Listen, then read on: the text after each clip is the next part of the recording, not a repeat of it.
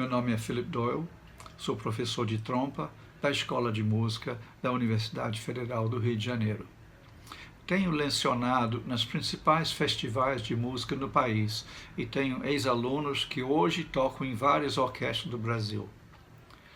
Bem-vindos a mais uma aula do Projeto Espiral, uma das linhas de ação do Sistema Sinos, um convênio entre a Funarte e a UFRJ.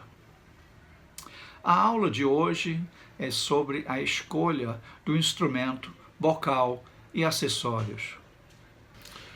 Existem dezenas de tipos de trompa no mercado hoje em dia, com preços bem acessíveis, como as trompas chinesas, até os preços às vezes exagerados de trompas artesanais de produção limitada.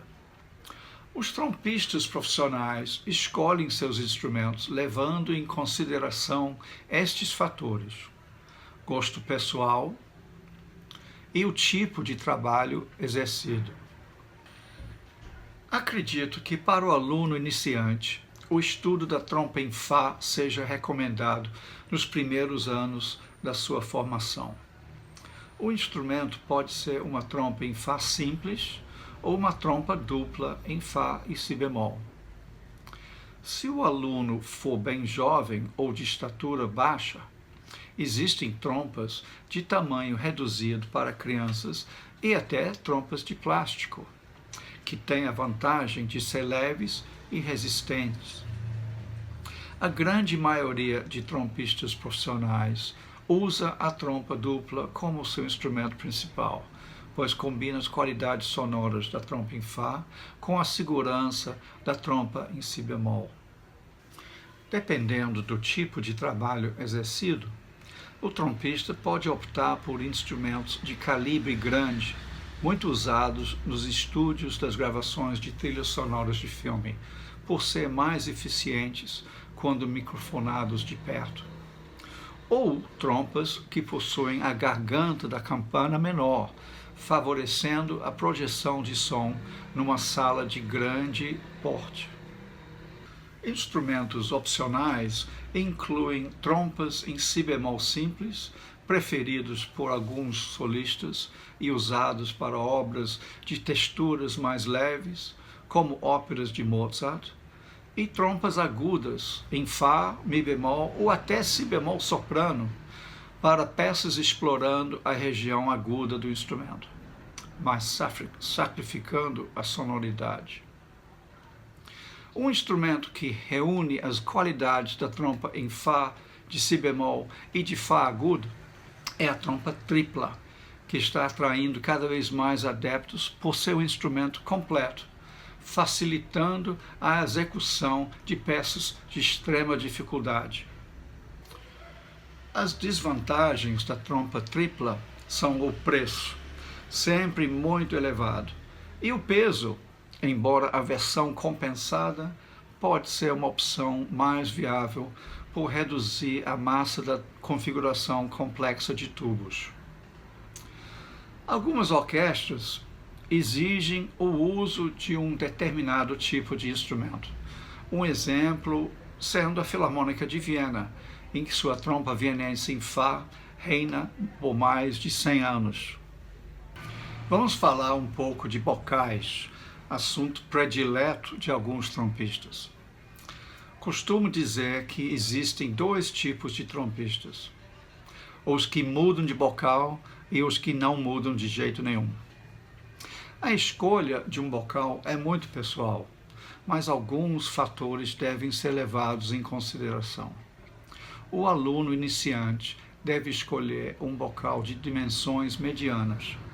Após seus estudos fundamentais, ele ou ela pode avaliar sua técnica e optar para equipamento favorecendo certos aspectos da sua técnica.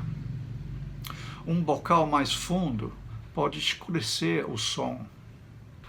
Um bocal mais raso tende a clarear o som, por exemplo. Em termos muito generalizados, podemos dizer que bocais rasos favorecem a produção de som mais claro, facilitando a região aguda.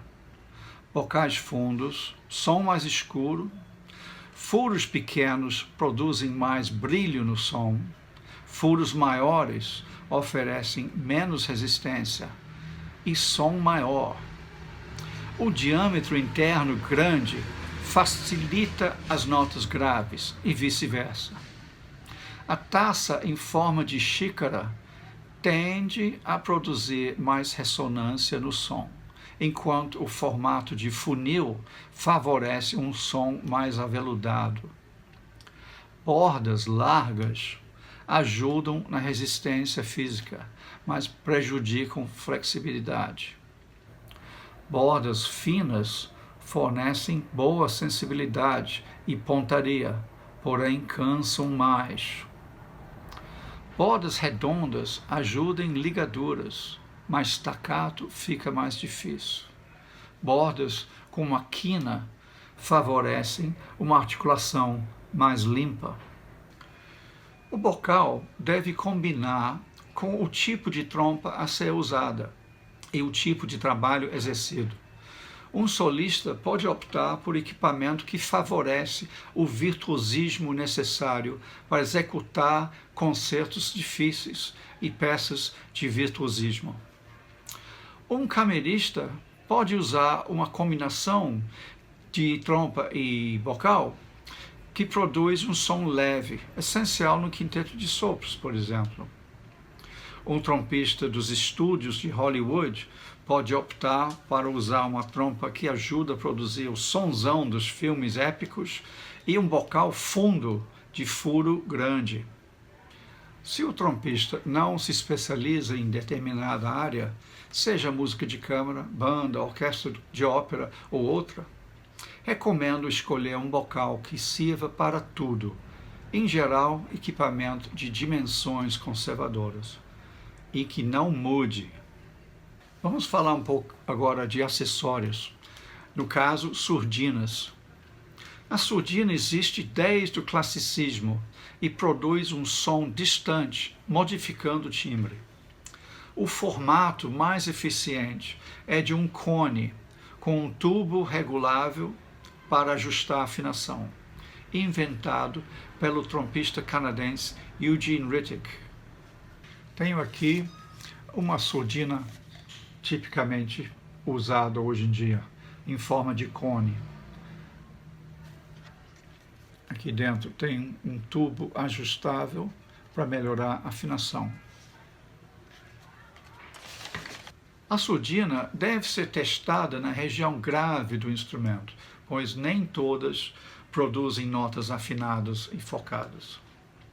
O repertório impressionista utiliza muitos efeitos em surdina e às vezes é necessário experimentar com surdinas diferentes para obter o timbre desejado.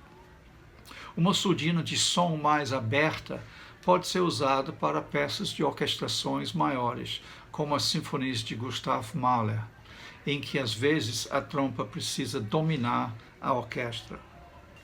Tenho aqui uma surdina Boucher. É um recurso para ajudar as notas fechadas. É necessário transpor, como na técnica Boucher discutida na aula 4.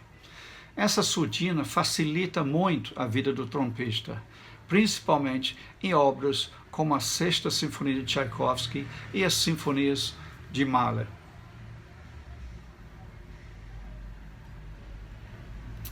Eu espero que tenham gostado da aula de hoje e espero vocês na próxima. Até logo!